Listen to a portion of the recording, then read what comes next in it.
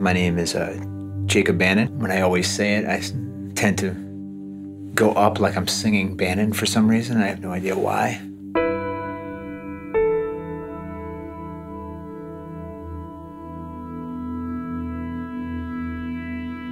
I don't really do too much reflection on my life or what led me here entirely. I just started to recently, you know, as a person. But I've been really addicted to just forward movement all the time, just making stuff, doing things, just being active in some way. So I never really thought about the steps which led me to where I am now until recently. And I haven't really gone that far.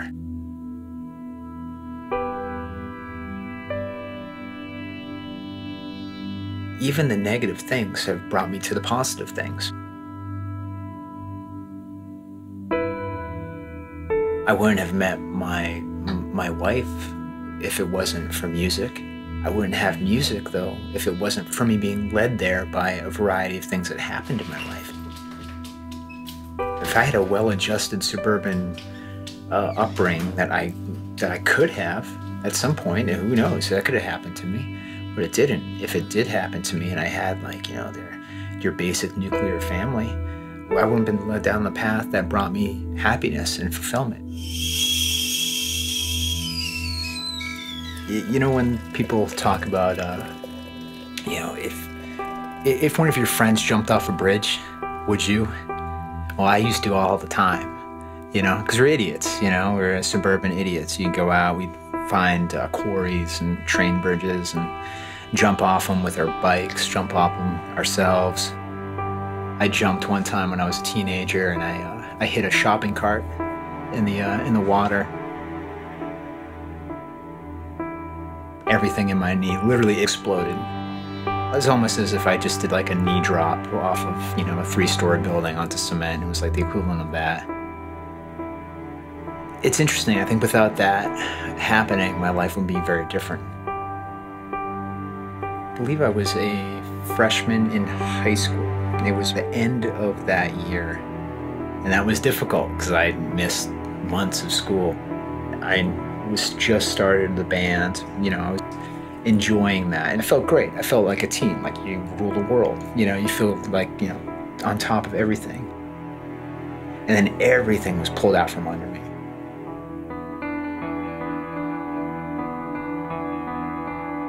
Mobility was the key to everything for me. I could go anywhere. I could take the train to the city. I could go to a show. I could go to a local show. I can get on my bike and go wherever. I can get on my skateboard and go skate. And all that just ended, you know, and that was like the end of my adolescence in a lot of ways for me. Because that's all I identified with. You know, I identified with music and the sort of counterculture and subculture of those sports at the time. My social circle was also built around all of those people. As soon as I got hurt, they were gone. I think I'd already had some abandonment issues and some issues with, you know, isolation and being a bit of a loner already. And that only made it bigger and larger for me. You're a teen, you're already struggling with just changing, being, you know, just growing up, you know? And then all of a sudden, I'm like a fat kid and don't know what to do with myself. You know, like I put on like, I think like 40, 45 pounds in like 4 months. Because my metabolism was one of a teenager. I was used to eating constantly and doing whatever I wanted.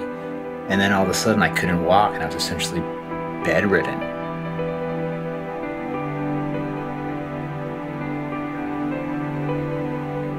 Once I started getting moving, I dropped the weight probably like, I don't know, probably my junior year of high school, the end of it. Getting into my senior year, I was probably skinny again. Yeah, it definitely created a lot of insecurities in me. Definitely did some psychological things to me that I still deal with now. I just don't really like myself physically and don't really care that much, you know, about that. I think I get like, there's a little bit of amplified just sort of self-hatred in there. Anytime I see myself in the mirror, I shudder. I don't enjoy it. I don't like it. I don't like pictures of myself. I don't like seeing pictures of myself, which is incredibly ironic considering I'm like a front person of a band, which I never wanted to be anyway. I just somehow fell into doing that. I wanted to be a bass player and drummer. I wanted to be completely anonymous. That was my goal. I wanted to make music but not be seen, you know?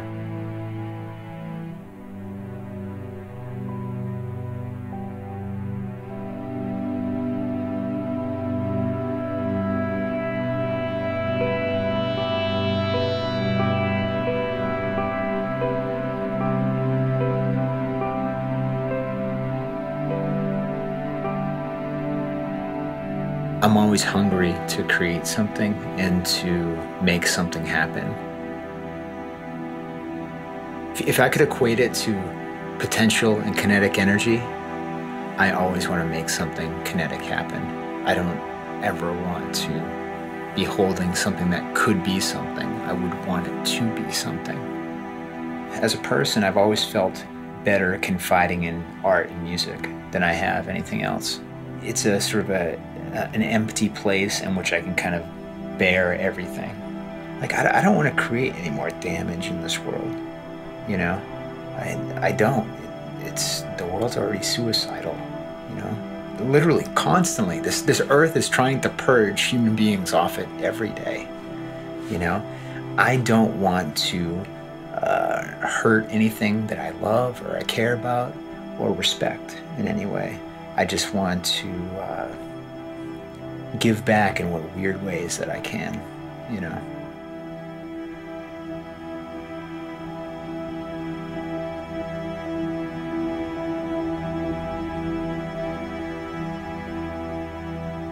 I think that there's a level of human responsibility that's out there just being a human being. Let's put it on this earth.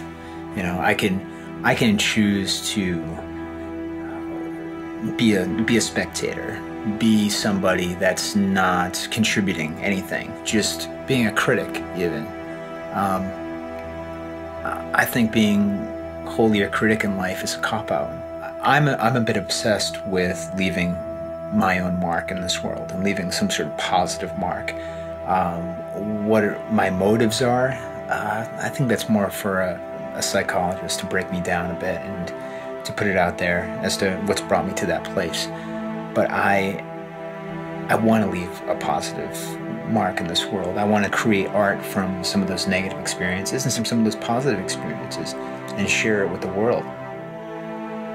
But so people can take something from the emotional weight that I've felt as a person, and they can take something positive away. Art and music for me has always been something that's made me feel not alone. That's made me feel like I had a place or I had a friend, especially in a really dark time. It's not about finding that attention or acceptance by others necessarily. It's about finding peace within myself.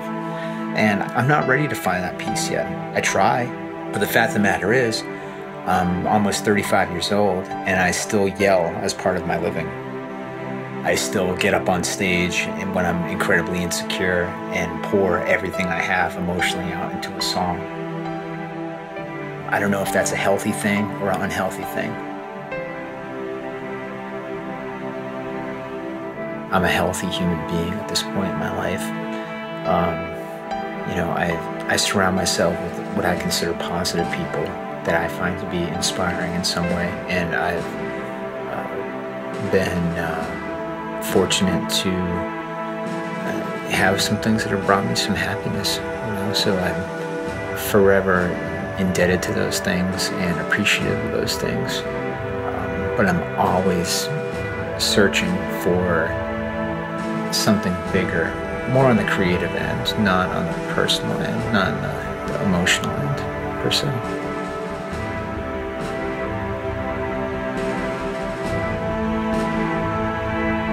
So I'm okay with where I'm at.